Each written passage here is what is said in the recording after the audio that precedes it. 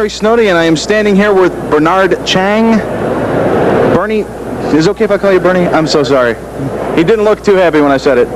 Bernard, you're best known for Dr. Mirage, but I also want to ask you a couple of other questions. First of all, what kind of comic books did you read as a kid?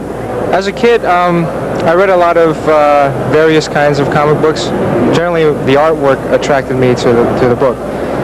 When I was in junior high, I used to read Firestorm, when Raphael Kayanan was drawing it, and X-Men.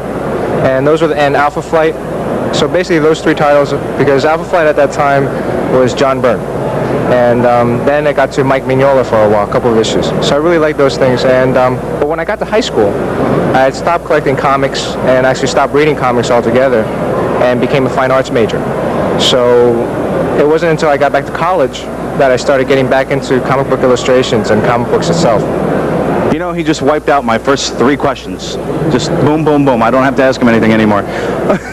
Now, when it comes to Dr. Mirage, since you answered my first 3 questions, a lot of people, and I hope I don't offend you with this one, but a lot of people say you just basically looked in the mirror and drew yourself. Do you think that's true?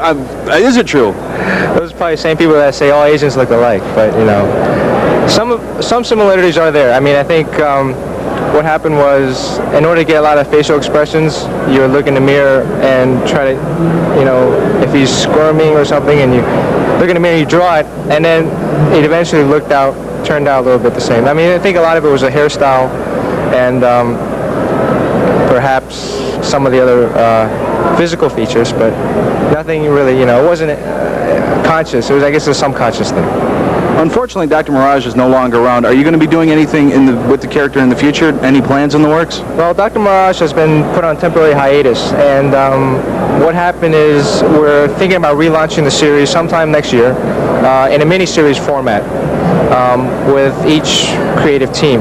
For me, myself, right now I'm finishing off the Visitor series, in which issue 13 we will review who the Visitor is. And after that, I'll be working on a limited series Ninjak project with Mark Moretti. So we're bringing back the original cast and crew, with the exception of Joe Q, on the book, and relaunching it as a miniseries on Ninjak. Okay. What would you like to do with the character Ninjak that you're finally going to get a chance to do, or do you not want to reveal that? Well, Ninjak, we sat down and talked about, you know, what made Ninjak work, what didn't make him work, you know, artistically and both writing and editorial. One thing that was stressed is that, you know, we wanted to bring back the old costume. The old Ninjak costume with the sash twirling all around. That in itself is very exciting and a graphic element for myself to draw, and as well as the readers enjoy it. Also bringing back kind of the Art Nouveau flavor that Joe Q had when he first did the first 3 issues. As far as the character, Mark Moretti is going to be writing the script along with Bob Layton. So they're going to tweeze it back to what they really had in mind for Ninjak when they first started out a year ago. And I think it's really exciting. I've got the first 5 pages ready, and we're working on that, and we're making this limited series. It's going to be about 3 issues, I think.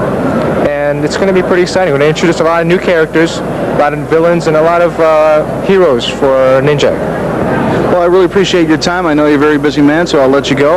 Okay. This has been Larry Snodie with Bernard Chang, and we'll be back. Thanks a lot.